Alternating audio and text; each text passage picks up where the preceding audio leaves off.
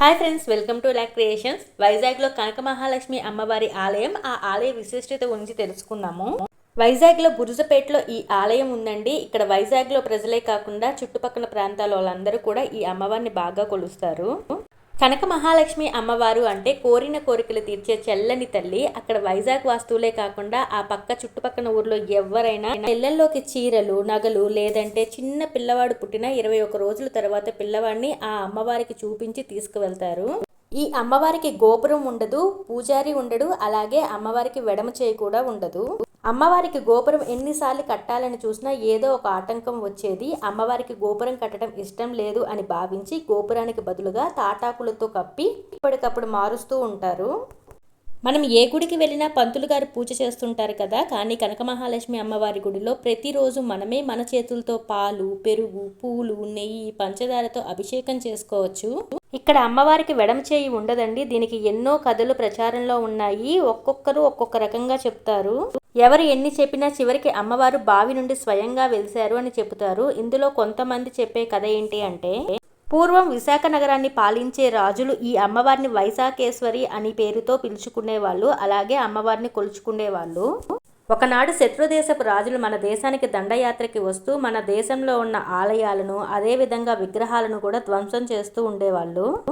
కళింగ రాజులు వారి ఇలవెల్పుగా కొలుచుకునే వైశాఖేశ్వరి అమ్మవారిని శత్రుదేశపు రాజులు బారిన పడకుండా ఉండాలని అక్కడే దగ్గరలో ఉన్న బావిలోకి అమ్మవారిని విసిరేస్తారండి. ఆ విసిరేసే క్రమంలోనే అమ్మవారి వెడం చేయి విరిగిపోయింది అని చెప్తారు. కొన్నాళ్ల తర్వాత ఒక భక్తురాలి కలలో కనిపించి, నేను కనక మహాలక్ష్మిని, నేను ఇక్కడ పక్కనే ఉన్న బావిలో ఉన్నాను, నన్ను బయటికి తీయమని చెప్పి ఆజ్ఞాపిస్తుంది.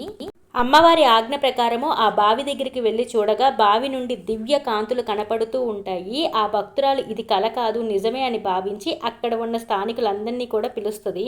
జరిగిన విషయం అంతా చెప్పగా ఆ విగ్రహాన్ని ఆ స్థానికులు బయటికి తీస్తారు.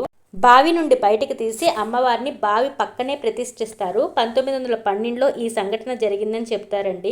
అమ్మవారి విగ్రహం 4 రోడ్ల మధ్యలో ఉండేది. గ్రామదేవతల విగ్రహాలు రోడ్డుకి మధ్యలోనే ఎలా ఉంటాయో అలాగే కనక మహాలక్ష్మి అమ్మవారి విగ్రహం కూడా నడి రోడ్డు మీద భక్తులతో పూజలు అందుకుంటూ ఉండేది. 1917లో అప్పటి బ్రిటిష్ ప్రభుత్వం రోడ్డును ఎక్స్టెండ్ చేస్తానికి ఆ విగ్రహాన్ని తీసి పక్కకి తొలగిస్తారు.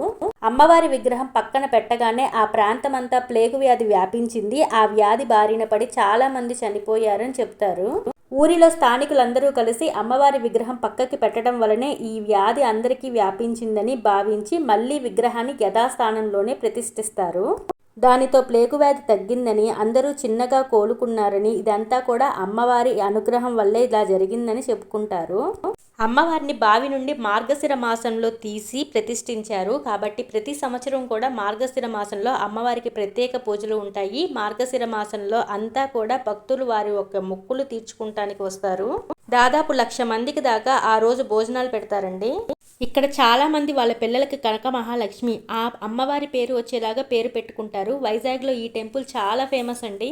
రీసెంట్గా మీరు న్యూస్లో కూడా చూసే ఉంటారు. వైజాగ్లో ఉండే గంటివారి కుటుంబం వారి స్థిరాస్తి అయిన 83 గజాలు ఇంటిని, అంటే 747 స్క్వేర్ ఫీట్ ఇంటిని అమ్మవారి కోవెలకి ఇచ్చారు. మా స్థిరాస్తి అమ్మవారికి ఇవ్వటం ఎంతో ఆనందంగా ఉందని వాళ్ళు చెప్తారండి. వైజాగ్లో ఈ టెంపుల్ చాలా ఫేమస్ అండి. మేము వైజాగ్ ట్రిప్ వెళ్ళినప్పుడు ఈ టెంపుల్ని దర్శించాము. మీరు కూడా ఎప్పుడైనా వైజాగ్ వెళ్తే ఈ టెంపుల్ అస్సలు మిస్ అవ్వదండి. ఈ వీడియో మీకు యూజ్ అయింది అనుకుంటున్నాను. ఈ వీడియో కనుక మీకు యూజ్ అయితే లైక్ చేయండి, మీ ఫ్రెండ్స్ అండ్ రిలేటివ్స్కి షేర్ చేయండి అండ్ సబ్స్క్రైబ్ చేసుకోవడం మర్చిపోకండి. Thank you for watching.